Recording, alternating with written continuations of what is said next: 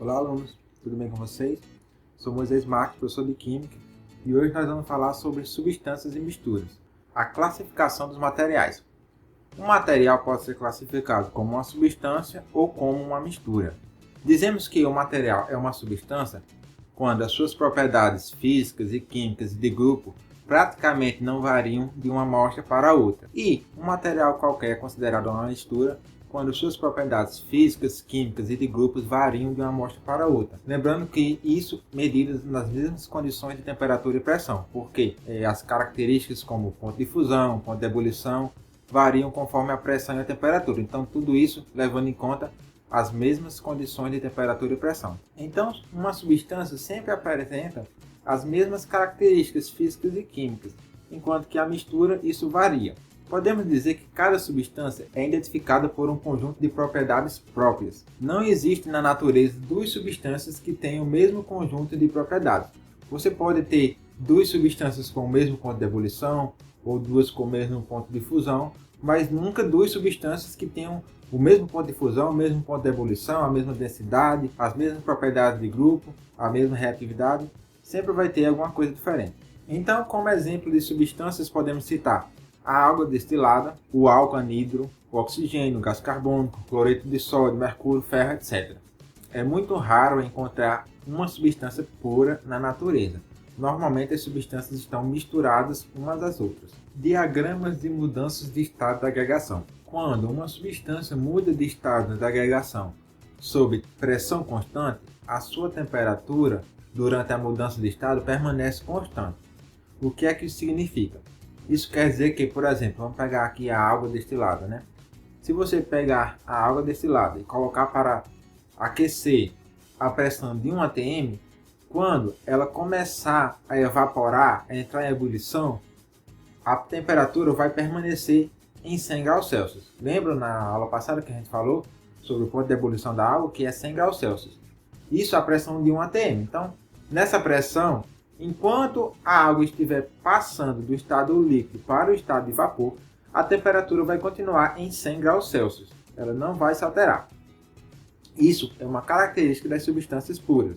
Tecnicamente, falar substância pura é uma redundância, porque quando a gente fala substância, já significa que é pura.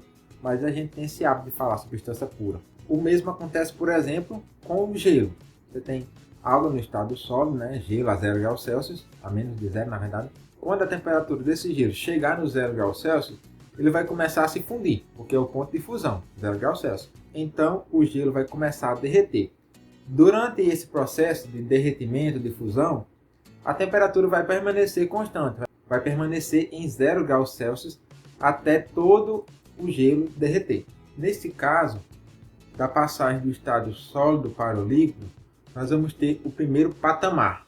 O patamar de uma mudança de estado da agregação é o período em que a temperatura se mantém constante durante a mudança do estado da agregação, como você pode ver aí nessa figura. Essa parte aqui é reta. Quando a água estiver passando do estado líquido para o vapor, a temperatura vai se manter constante novamente e aí nós teremos o segundo patamar. O mesmo acontece para o resfriamento da água. A gente começou com a água sólida, o gelo, foi esquentando, aí passa pelo primeiro patamar, que é a mudança do sólido para o líquido, e depois o segundo patamar, que é a mudança do líquido para o vapor. Se a gente começar com a água quente, já no estado de vapor, então aí vai ter um gráfico que vai ser reverso. Primeiro está no estado de vapor acima de 100 graus Celsius. Quando a temperatura chegar em 100 graus Celsius, ela vai começar a se liquefazer e aí vai ter o primeiro patamar. Depois, quando toda a água se liquefazer, virar líquida, e chegar a 0 graus Celsius, ela vai começar a se solidificar. E aí nós teremos o segundo patamar, como vocês podem ver nessa figura aí. Nas misturas, o diagrama de mudança de estado é um pouco diferente. Qual é a diferença? A diferença é que nas misturas não tem patamar. Não tem nenhum momento que a temperatura fica constante. A temperatura sempre fica subindo ou descendo, como nesse exemplo aí.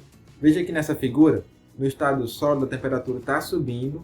Quando ela começa a mudar de sólido para líquido, a temperatura continua subindo, só que não tão rápido quanto antes. Então, nas substâncias, o diagrama de mudança de estado apresenta patamares. Na mistura, não. Fase de um material. A fase de um material está relacionada ao seu aspecto visual. se um material possui uma aparência que é uniforme e possui as propriedades constantes em toda sua extensão, ele é constituído de uma só fase.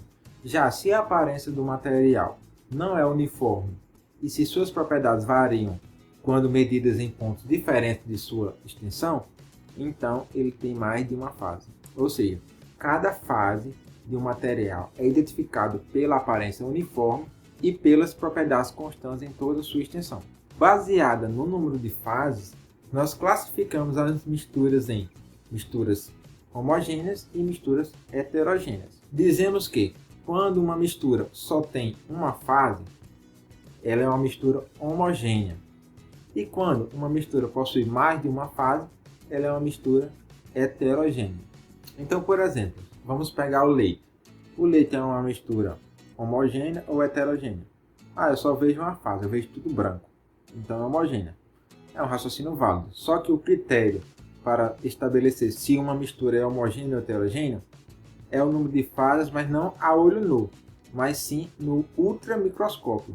Porque a visão a olho nu é uma coisa que é muito relativa. Para garantir um critério universal que não deixasse dúvida, foi escolhido que essa classificação seria baseada em uma visão de um ultramicroscópio.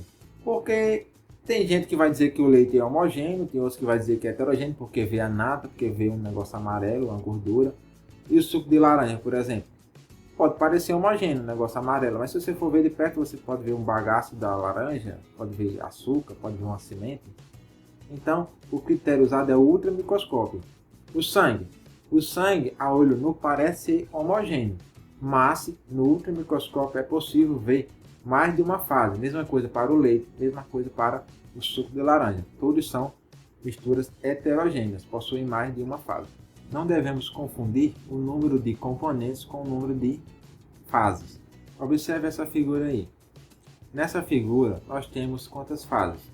Nós temos 3 fases. Você consegue perceber a água líquida, você consegue perceber o gelo e você consegue perceber a areia no fundo.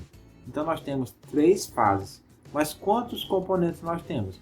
Nós temos a água e temos a areia. Nós só temos 2 componentes. Então ela tem 3 fases, mas só 2 componentes. Não importa se é gelo ou se é água líquida, mas ambos são água. Ambos são a mesma substância.